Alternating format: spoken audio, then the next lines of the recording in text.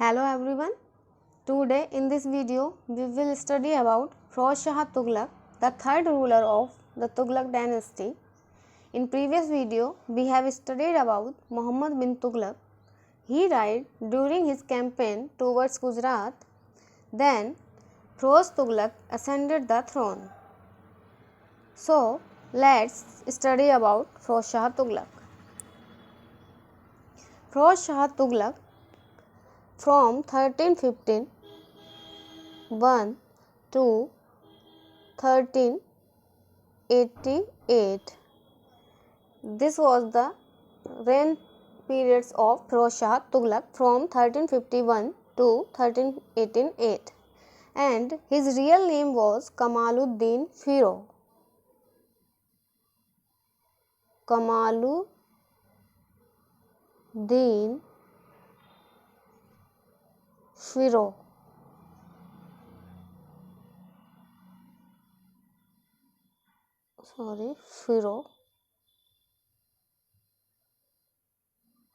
Firooz.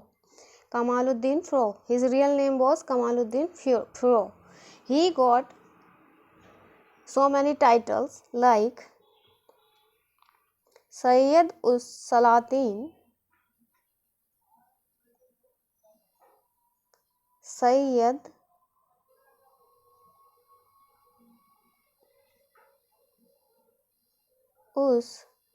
Salatin,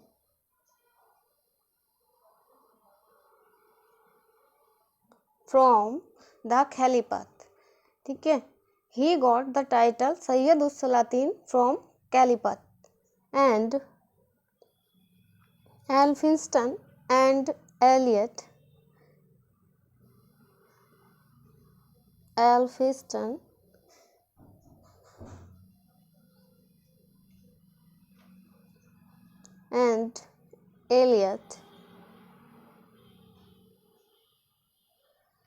called him as the Akbar of Sultanate. The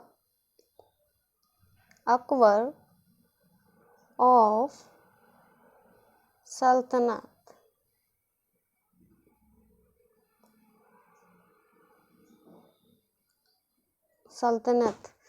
Elphinstone and Elliot ने उसको दिल्ली सल्तनत का अकबर कहा है, क्योंकि उसकी जो पॉलिसीज़ थी वो अकबर के समान थी और पब्लिक वेलफेयर जो वर्क थे उसके वो अकबर के समान थे, इसलिए उसको एल्फिंस्टन एंड एलियट ने अकबर कहा है. कहाँ का? दिल्ली सल्तनत का अकबर. एंड वर्नी स्टेट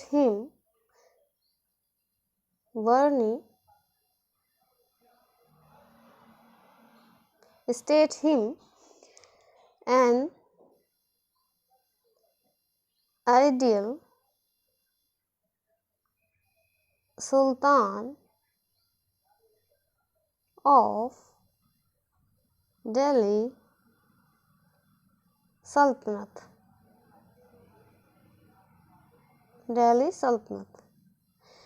वर्नी ने उसको दिल्ली सल्तनत का आदर्श सुल्तान कहा है. किसके according? According to Barani, who was contemporary chronicler. He stated him an ideal sultan of Delhi Sultanate. And according to R.C. Mazumdar, Dr. R.C. Mazumdar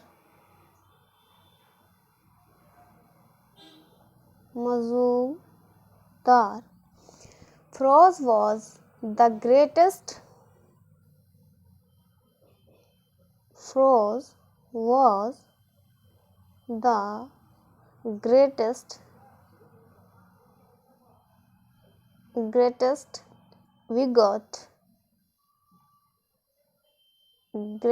bigot of his age. RC Majumdar ने उसको क्या कहा है? Firoz Shah was the greatest bigot of his age and the precursor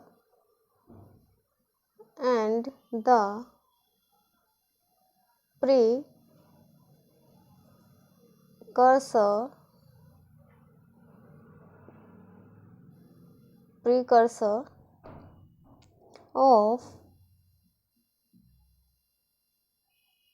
Sikandar Lodi and Aurangzeb.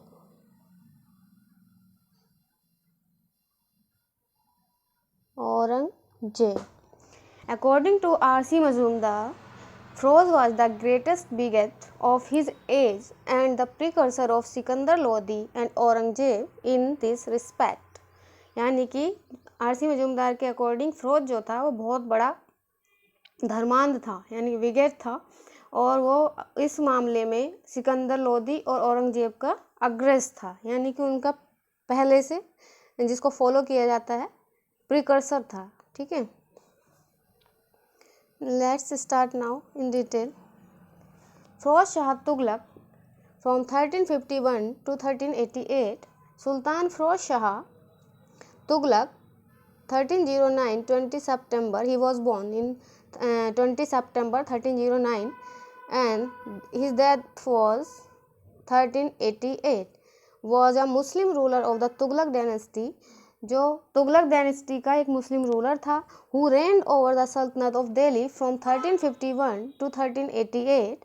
His father's name was Rajab, the younger brother of Ghazi Malik, who had the title Sipah Salar. His mother Zaila was a Bhati Rajput princess, daughter of Rana Mal from Dipalpur. जो फिरोज शाह तुगलक था, जो Tughlaq dynasty का मुस्लिम ruler बना, कहाँ से 1351 से 1388 तक। ठीक है, उसका जो पिता थे, उसका नाम रज्जब था, जो कि गाजी मलिक यानी कि गयासुद्दीन तुगलक, ठीक है, गयासुद्दीन तुगलक का छोटा भाई था, और उसको टाइटल मिला हुआ था सिपाह सलार का। किसका? सिपाह सलार का। एंड उसकी जो माँ थी वो जैला थी, जो भाटी राजपूत प्रिंसेस थी, यानी कि जो भाटी राजा था रानामल, राजपूत राजा रानामल, उसकी वो पुत्री थी, जो दीपालपुर का राजा था। He succeeded his cousin Muhammad bin Tughlaq following the latter's death at Thatta in Sindh, where Muhammad bin Tughlaq had gone in pursuit to Taghi, the ruler of Gujarat. और जब मोहम्मद बिन तुगलक थट्टा सिंध में मोहम्मद बिन तुगलक जो तागी रूलर था गुजरात का, उसका पीछा कर रहा था थट्टा सिंध में, तो उस समय उसकी डेथ हो गई मोहम्मद बिन तुगलक की। किसकी? मोहम्मद बिन तुगलक की। तो उसके बाद जो फिरोज तुगलक था उसने थ्रोन पर अपना कब्जा कर लिया, यानी कि थ्रोन पे बैठ गया वो। ठीक है, सक्सीडेड हो गया, उसने अपना कोरोनेशन कराया।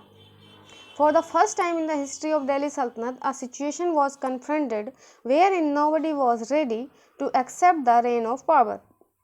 और ये सल्तनत, पूरे सल्तनत काल में पहले फर्स्ट टाइम था कि जहाँ पर कोई भी ऐसा व्यक्ति, जो सुल्तान की मृत्यु हुई उस समय कोई भी ऐसा व्यक्ति नहीं था जो पावर को अपने कब्जे में करने के योग्य हो, या मतलब कोई इच्छुक हो, कोई एक्सेप्ट ही नहीं करना चाह रहा था पावर को, ये कहा जाता है। तो with much difficulty a camp followers convinced Firoz to accept the responsibilities. और बहुत सारी डिफ़िकल्टी के बाद कुछ लोगों ने, फॉलोअर्स ने फिरोज तुगलक को सारी रिस्पॉन्सिबिलिटी लेने के लिए कन्विंस्ड किया। In fact, ख्वाजा जहाँ, the vizier of Muhammad bin Tughlaq, had placed a small boy on throne, claiming him to the son of Muhammad bin Tughlaq. और जो मोहम्मद बिन तुगलक का वजीर था ख्वाजा जहाँ, कौन? ख्वाजा जहाँ, उसने एक छोटे से बच्चे को थ्रोन पर बैठा दिया और कहा कि ये मोहम्मद बिन तुगलक का बेटा है, यानी कि अब जो मोहम्मद बिन तुगलक की डेथ हो गई है तो उसका बेटा अब राजा बनेगा, इसलिए ख्वाजा जहाँ ने एक छोटे बच्चे को थ्रोन पे बैठा दिया। Who meekly surrendered afterward, और जो थोड़े बहुत टाइम के बाद ही उसने आराम से सरेंडर कर दिया। Due to widespread unrest, his realm was much smaller than Muhammad's, और क्योंकि हमने पढ़ा था जो तुगलक था मोहम्मद बिन तुगलक, उसके अंत समय तक, मतलब लास्ट तक आते हुए बहुत सारे जो एरिया थे वो फ्री हो गए थे, इंडिपेंडेंट हो गए थे, वहाँ पे बहुत ज़्यादा रिवोल्ट हुए और वो लोग अलग अलग अपने अपने इंडिपेंडेंटली जो थे शासन करना शुरू कर दिया था। तो इसलिए जब फिरोज शाह तुगलक राजा बना तो उस समय उसका जो एरिया था, जो रेलम था, जो उसका राज्य था, बहुत छोटा सा रह गया था, मतलब मोहम्मद बिन तुगलक के जितना उसका बड़ा राज्य नहीं था। Tughlaq was forced to rebellions to concede virtual independence to Bengal and other provinces. He established Sharia across his realm. और जो तुगलक था उसने रेबेलियंस को जो इंडिपेंडेंस थी उनकी उन्हें कंसीड करने दिया उसको, और उन्हें जो जैसे बंगाल हो गया और जो दूसरे अदर प्रोविंसेस थे उनको भी अपनी अपनी जो इंडिपेंडेंस थी उनको कंसीड करने दिया, और उसने जो अपना रेल्म था, जो उसका राज्य था, उसको शरिया के अकॉर्डिंग चलाया। He faced many rebellion including Bengal, Gujarat and Warangal, और उसने बंगाल, गुजरात एंड वारंगल में बहुत सारे रेबेलियंस फेस किए। Nonetheless, he worked to improve the infrastructure of the empire, building canals, rest houses and hospitals, creating and refurbishing reservoirs and digging wells. He founded several cities around Delhi, including Jaunpur, Firozpur, Hisar, Firozabad and Fatehabad. और उसने क्या किया, जो मतलब ज़्यादा जो area थे, जो टेरिटरीज थी, उनको कन्केस्ट करने का, उन्हें कन्कर करने का कोई भी ज़्यादा प्रयास नहीं किए, बल्कि उसने जो अपना ज़्यादातर टाइम था वो पब्लिक वेलफेयर वर्क्स में बिताया, और बहुत सारी बिल्डिंग्स बनाई, और बहुत सारे सिटीज़, न्यू जो सिटीज़ थे वो फाउंड किए, और बहुत सारे कनाल्स बनाए, रेस्ट हाउसेस बनाए, हॉस्पिटल्स बनाए, यानी पब्लिक वेलफेयर वर्क उसने बहुत ज़्यादा किए। उसने इन्वेजन करने से ज़्यादा एक जो पहले से ही उसका स्टेट था, जो उसका रेल्म था, उसको वहाँ पे पब्लिक वेलफेयर करने पर ज़्यादा ध्यान दिया। ठीक है, इन्वेजन उसने इतने नहीं किए, ना अटैक किए किसी पे, एनेक्स नहीं की दूसरी टेरिटरीज, थोड़े बहुत किए हैं, और पब्लिक वेलफेयर पे और अलग अलग इंफ्रास्ट्रक्चर्स में और कंस्ट्रक्शन में उसने ज़्यादा ध्यान दिया। Most of Firozabad was destroyed as subsequent rulers dismantled its building and reused to spolia as building material, and the rest was subsumed as New Delhi grew. और जो इसमें सारे जितने भी उसने ये सिटी बसाए दिल्ली के आसपास, जौनपुर, फिरोजपुर, हिसार, फिरोजाबाद, फतेहाबाद, जो मोस्टली जो थे सारे आगे जो दूसरे रूलर्स हुए उनके द्वारा उनको ख़त्म कर दिया गया, और जो उसका बिल्डिंग का मटेरियल था उनको दोबारा से नई बिल्डिंग्स बनाने में यूज़ कर लिया गया। ज़्यादातर सबको सबस्यूम्ड कर दिया गया। जब जैसे जैसे दिल्ली की जो सल्तनत थी, दिल्ली का जो स्टेट था वो बढ़ा, वैसे वैसे सारे उसमें मिला लिए गए सब। Now this is the question, what was the name of Firoz Shah's parents? You can answer in your comment box. Now we'll talk about his religious policies. Tughlaq was a fervent Muslim and adopted Sharia policies. जो तुगलक था बहुत ज़्यादा कट्टर मुस्लिम था, ठीक है, और उसने वो अपने पूरे राज्य में, जितनी भी राज्य में उसने अपने स्टेट में पॉलिसीज़ बनाई रेल्म में, वो सब शरिया के अकॉर्डिंग थी। He made several important concession to theologians, और उसने जो थियोलॉजियंस होते हैं, जो मुस्लिम धर्म को मानने वाले, जो उनके जैसे उलेमा थे और जो उनके मतलब मौलवी टाइप में थे, तो उनको बहुत सारे कंसेशन दिए। ठीक है, जो मुस्लिम थ्योरी वाले थे, जो मुस्लिम थ्योरी को मानने वाले थे। He impose a jizya tax on all non Muslim, और जो भी नॉन मुस्लिम उसके एरिया में रहते थे सब पर उसने जिजिया इम्पोज किया। यहाँ तक कि यह पहला रूलर था, कहा जाता है, कि जिसने ब्राह्मण यानी कि जो पंडित थे उन पर भी जिजिया लगाया। He tried to ban practices that the Orthodox theologians considered un-Islamic, an example being his prohibition to the practice of Muslim women going out to the worship at the grave of saint। और उसने जितनी भी जो मुस्लिम Orthodox theologians थे उन्होंने कहा कि मतलब ये जो चल रहे हैं, जो भी मतलब प्रैक्टिसेस हो रही हैं, वो इस्लाम के ख़िलाफ़ नहीं है, इस्लाम के ख़िलाफ़ हैं और इस्लाम में इनको अच्छा नहीं माना जाता। तो वो जितनी भी प्रैक्टिसेस थी उसने उनको बैन कर दिया, और सिर्फ जो इस्लाम में के अकॉर्डिंग था उसने वही चीज़ें अपने राज्य में चलाई। ठीक है, यहाँ तक कि पूरा राज्य उसने इस्लाम के आधार पर ही अपना इस्टेब्लिश किया। जैसे फॉर एग्जांपल जो मुस्लिम वीमेन थी वो वर्शिप के लिए ग्रेव में जाते थे, सेंट्स की जो ग्रेव होती है, जैसे मजार बोलते हैं जिनको हम, उनमें जाती थी, उन पर उसने क्या कर दिया, रोक लगा दी। He persecuted several Muslim sects which were considered heretical by the theologian, और उसने इतने सारे जो मुस्लिम सेक्ट से बहुत सारे उनको क्या कर दिया, पर्सिक्यूटेड कर दिया, जो कि जो मुस्लिम थियोलॉजियन थे उनके द्वारा स्वीकार नहीं किए गए। ठीक है। Tughlaq to heart the mistake made during the his cousin Mohammad rule, और जो तुगलक के टाइम में जो भी मिस्टेक्स हुई थी उनको उसने बहुत ज़्यादा हृदय से माना और उनको पूरा तरह से सुधारने की कोशिश की, क्योंकि जो मोहम्मद बिन तुगलक था उसने तो उलेमास की ज़्यादा अपने जो शासन था उसमें नहीं चलने दी थी ना। तो जो वो था मोहम्मद बिन तुगलक, उसने जितनी भी अपॉइंटमेंट किए थे, जितने भी उसके ऑफिशियल थे, उसके ऑफिसर थे, वो एबिलिटी के आधार पर थे। ठीक है। They were appointed on the basis of their ability, but the Firoz Tughlaq ने किया गया सबको रिलीजन के अकॉर्डिंग अपने जो ऑफिसर थे उनको अपॉइंट करना शुरू किया। और उसने सोचा कि बहुत ज़्यादा मतलब बेकार किया है मेरे भाई ने, उसका कजिन था ये मोहम्मद बिन तुगलक का। तो उसने कहा कि मतलब उलेमाओं की नहीं सुनी, धर्म के विरुद्ध था, जैसे बर्नी कहता है कि वो काफिर था। तो इसलिए उसने उसको सबको दिल पे लिया, उसके जो भी कार्य थे, गलत कार्य थे, मिस्टेक्स थी, और उनको सुधारने का प्रयास किया। किसने? फिरोज तुगलक ने। He decided not to reconquer area that had broken away, nor to keep further areas from taking their independence। और उसने जो भी एरिया थे जो फ्री हो गए थे, जो मोहम्मद बिन तुगलक के टाइम में सब फ्री हो गए थे, अलग अलग रिवोल्ट होने लगे थे, इंडिपेंडेंस हो गए थे, तो उसने उनको वापस जीतने का कोई भी प्रयास नहीं किया। उसने डिसाइड किया मैं उनको कोई दोबारा से रिकॉन्कर नहीं करूँगा और वो अपनी अपनी इंडिपेंडेंस में रह सकते हैं। He was indiscriminately benevolent and lenient as a सुल्तान, और वो बहुत ज़्यादा दयालु और उदार प्रकृति का था। मतलब जो कि सुल्तान जो नहीं होना चाहिए, जो राजा है वो इतना दयालु और उदार नहीं होना चाहिए, और वो भी इनडिस्क्रिमिनेटली था, यानी कि वो हिंदू धर्म के आधार पर कोई भी जस्टिस होता था या कोई भी पॉलिसीज़ होती थी उसकी, वो रिलीजन के आधार पर होती थी। वो फैनेटिक मुस्लिम था।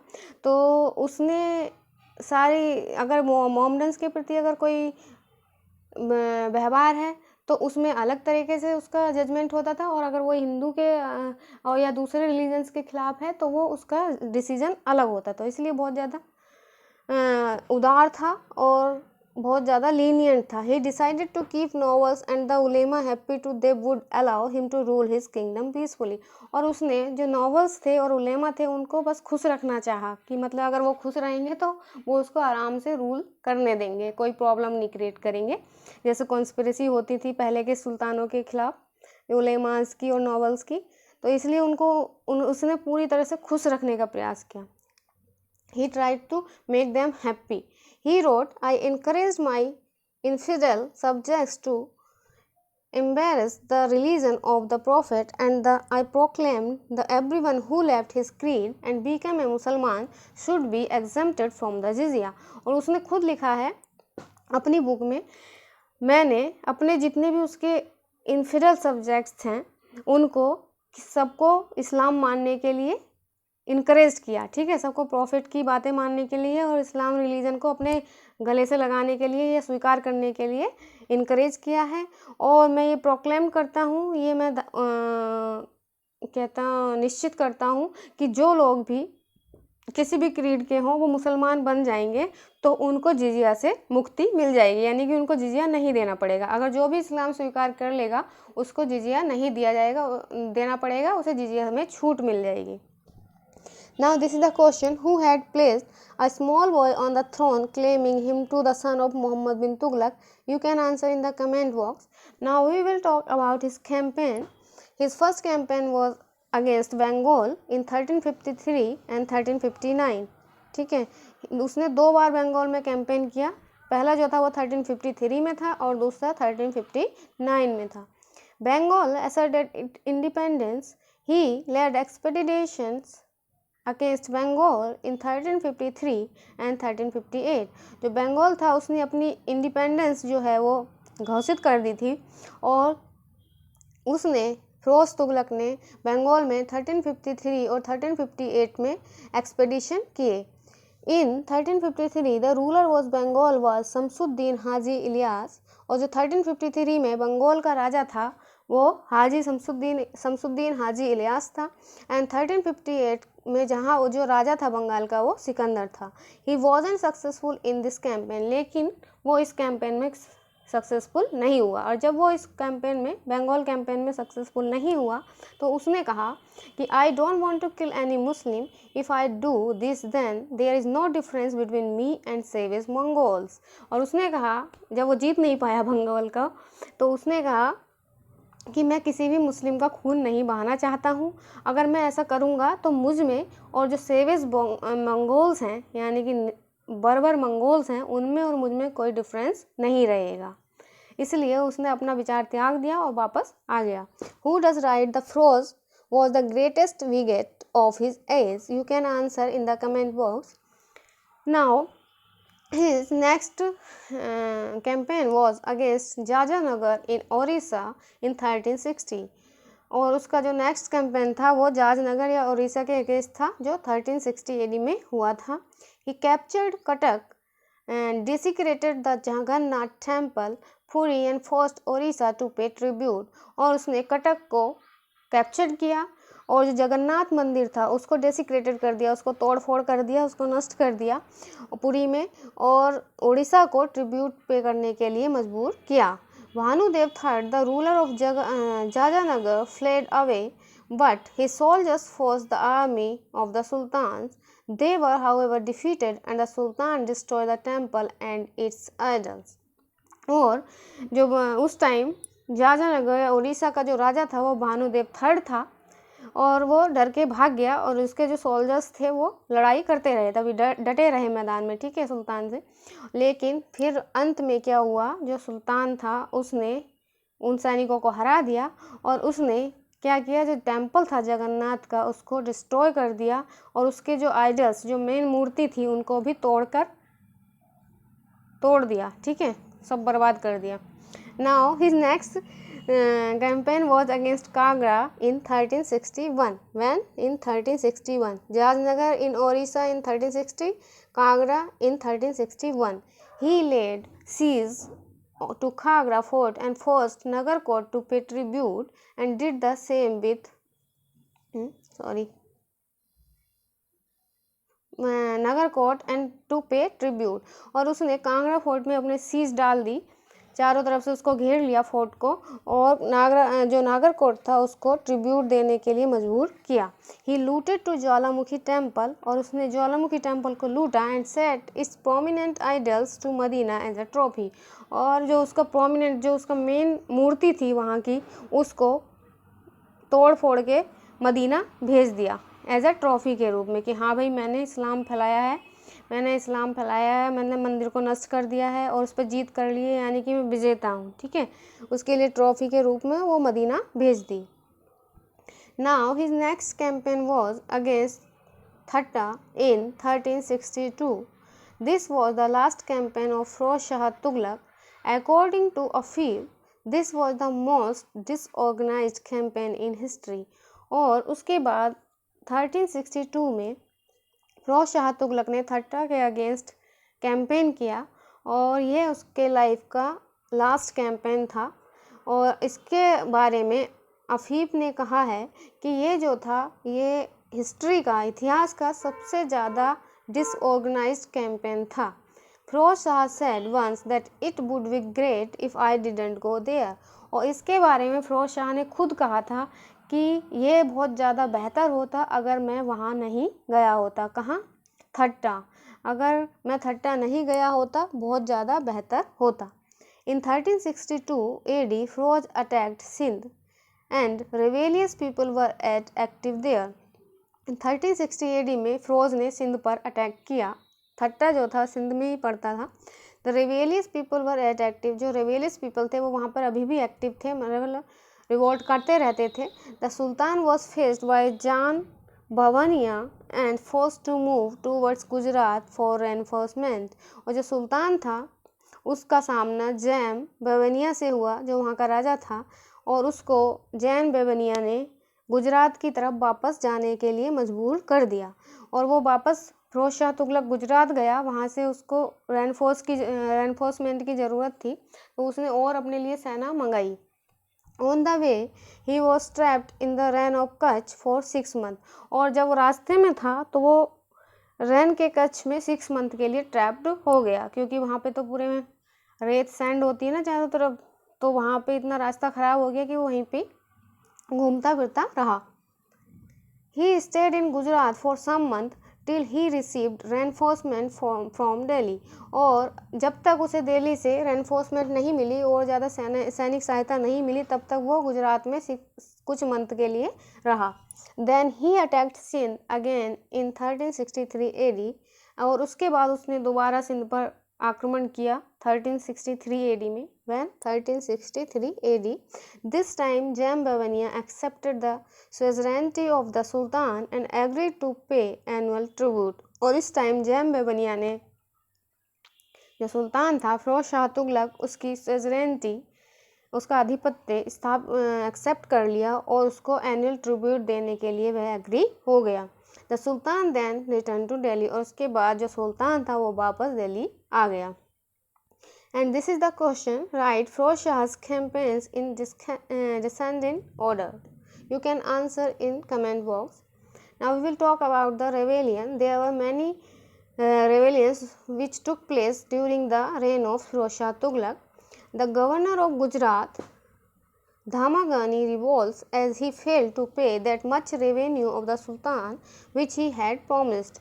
और जो गवर्नर था गुजरात का गवर्नर था धामाघानी, उसने रिवोल्ट कर दिया। क्योंकि उसने जो सुल्तान को प्रॉमिस कर रखा था रेवेन्यू देने का, वो उतना रेवेन्यू सुल्तान को नहीं दे सकता था, इसलिए उसने सुल्तान के अगेंस्ट रिवेल कर दिया, ठीक है, रिवोल्ट कर दिया। He was killed and his head was sent to the sultan. और उसको मार दिया गया और उसका जो सिर था वो सुल्तान के पास भेज दिया गया।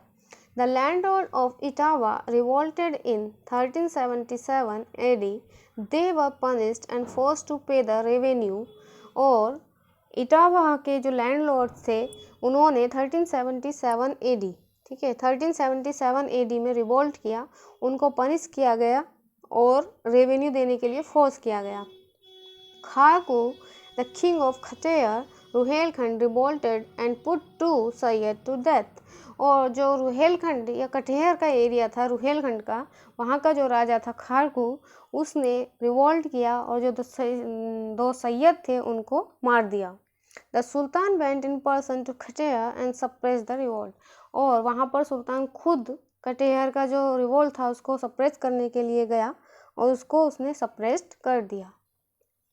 Thousands of Hindus were put to death and nearly 23,000 Hindus were forced to accept Islam। और वहाँ पर हजारों जो हिंदू थे उनको मार दिया गया और लगभग 23,000 जो हिंदू थे उनको इस्लाम एक्सेप्ट करने के लिए फोर्स्ड किया गया। The Sultan appointed an Afghan officer in Kandahar, ordered him to continue the operation and visited Kandahar annually for 5 years in order to satisfy himself that his orders were obeyed।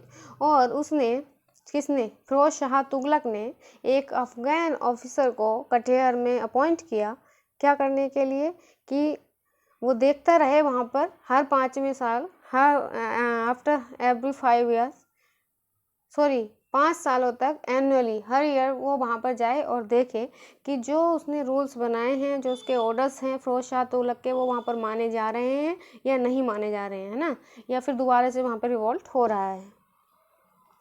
Now we will talk about his last days and death of Firoz Shah Tughlaq।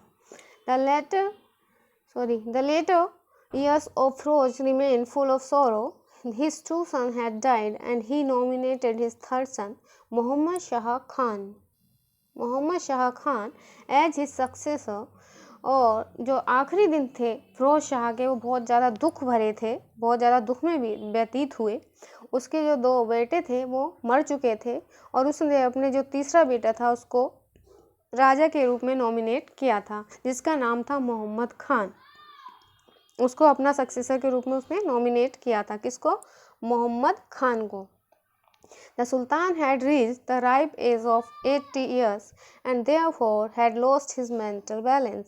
और जो सुल्तान था वो लगभग 80 साल का हो चुका था उस टाइम, ठीक है, बहुत ज़्यादा वृद्ध हो चुका था, 80 years का, और इसलिए उसका जो मेंटल बैलेंस था वो खो चुका था। His new वज़ीर खान-ए-जहाँ tried to kill Prince Muhammad and capture the power for himself, but he failed and fled for safety to Mewat। और जो उसका वज़ीर था खाने जहाँ, कौन था? खाने जहाँ, उसने क्या किया, जो प्रिंस था मोहम्मद उसको मारने की कोशिश की और पावर को अपने कब्जे में करने की कोशिश की। ठीक है, उसने सोचा मार देता हूँ प्रिंस को और उसके बाद थ्रोन को अपने कब्जे में कर लेता हूँ। किसने? खाने जहाँ ने। लेकिन वो फेल हो गया और उसके बाद वो अपनी सुरक्षा के लिए मेवात भाग गया। Afterwards, he was killed. Prince Muhammad, who shared the power of the throne with the Sultan, for some time was a pleasure seeker and therefore neglected the administration. और उसके बाद उसको मार दिया गया, किसको? खाने जहाँ को। ठीक है, पकड़ लिया गया, मार दिया गया। और जो प्रिंस मोहम्मद था, जिसने जो राजा के साथ साथ मतलब राज करता था, साथ में शेयर पावर, थ्रोन की जो पावर थी उसको शेयर करते थे दोनों सुल्तान के साथ, वो बहुत ज़्यादा प्लेजर सीकर था और इसीलिए उसने पूरे एडमिनिस्ट्रेशन को नेगलेक्ट किया, मतलब कोई ध्यान ही नहीं दिया उस पर एडमिनिस्ट्रेशन पे कोई ध्यान नहीं दिया, बस अपना वो इंजॉय करता रहा लाइफ, पीने खाने वाले। Some nobles revolted against the prince and capture the sultan, और जो कुछ नॉवेल्स थे उन्होंने प्रिंस के अगेंस्ट रिवोल्ट कर दिया और सुल्तान जो था उसको पकड़ लिया। ठीक है, prince Mohammad who was fighting against them ultimately fled away, और जो प्रिंस मोहम्मद था जो उनके अगेंस्ट फाइट कर रहा था, लास्ट में वो भाग गया। Therefore the sultan nominated Tughlaq Shah the son of his deceased son Fateh Khan as his successor, और इसीलिए जब जो मोहम्मद था वो भाग गया डर के मारे, तो उसके बाद जो सन था, सुल्तान था, उसने तुगलक शाह जो उसका पोता था, ठीक है, ग्रांड सन, ठीक है, ग्रांड सन था किसका? फिरोज शाह तुगलक का, और उसके जो बेटा था, किसका बेटा था? सन फतेह खान का। ठीक है, जो फतेह खान उसका बेटा जो मर चुका था उसका बेटा था तुगलक शाह। फिरोज शाह का बेटा था फतेह खान जो मर चुका था और उसका बेटा था तुगलक खान, यानी ग्रांड सन था फिरोज शाह तुगलक का। उसने उसको अपना नया सक्सेसर नॉमिनेट किया।